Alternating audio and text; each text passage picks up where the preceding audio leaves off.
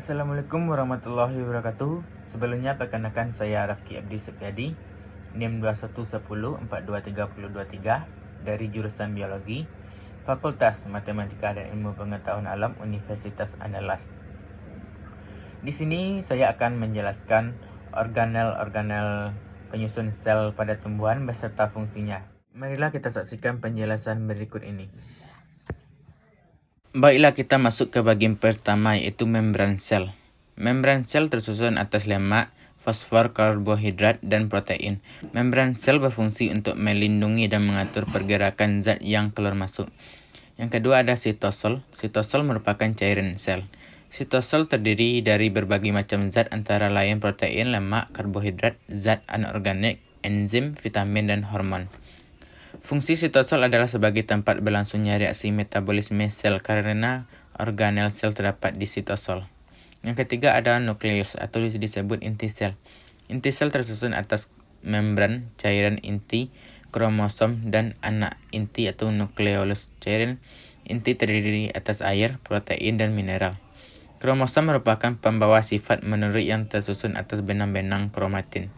Fungsi nukleus adalah untuk mengatur seluruh kegiatan sel itu sendiri. Yang keempat ada mitokondria.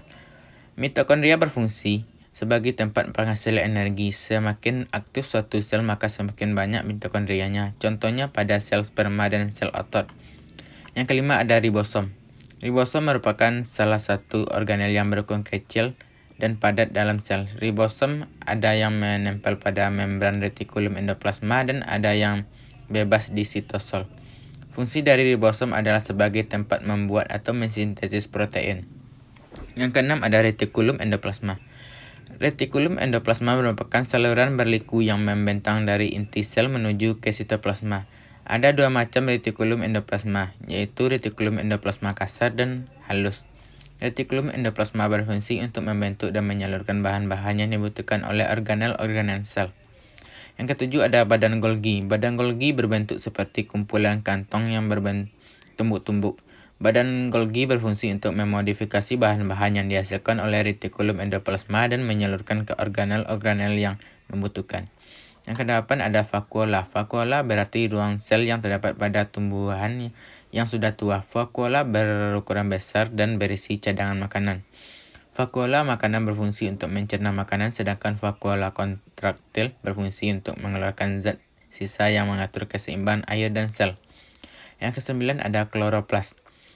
Kloroplas merupakan organel yang hanya ada pada sel tumbuhan. Kloroplas memiliki klorofil untuk menangkap cahaya yang digunakan untuk melakukan proses fotosintesis. Pada proses fotosintesis dihasilkan karbohidrat dan oksigen yang dibutuhkan oleh makhluk hidup. Yang ke-10 ada leukoplas.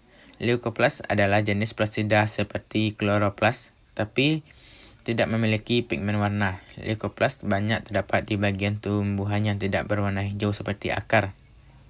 Yang ke-11 ada amiloplas. Amiloplas banyak ditemukan pada akar maupun batang. Amiloplas berfungsi untuk menyimpan tepung hasil fotosintesis. Yang ke-12 ada kromoplas. Kromoplas adalah plastisida yang memiliki warna selain hijau seperti jingga, kuning maupun merah. Terdapat pada bagian tumbuhan yang berwarna seperti wortel dan maupun ubi. Yang ke-13 ada elaioplas. Elaioplas adalah jenis plastida yang berfungsi menyimpan lemak. Ke-14 ada dinding sel. Membran sel tumbuhan dilindungi oleh dinding sel. Selain melindungi sel, dinding sel juga memiliki fungsi untuk menjaga bentuk sel tumbuhan tidak berubah dan tetap. Yang terakhir ada plasmodesmata. Plasmodesmata adalah rongga atau celah pada dinding sel. Fungsinya adalah untuk memasukkan zat antar sel tumbuhan. Baiklah, sekian dari saya penjelasan dari penyusun sel tumbuhan beserta fungsinya. Saya sudah ingat. Assalamualaikum warahmatullahi wabarakatuh.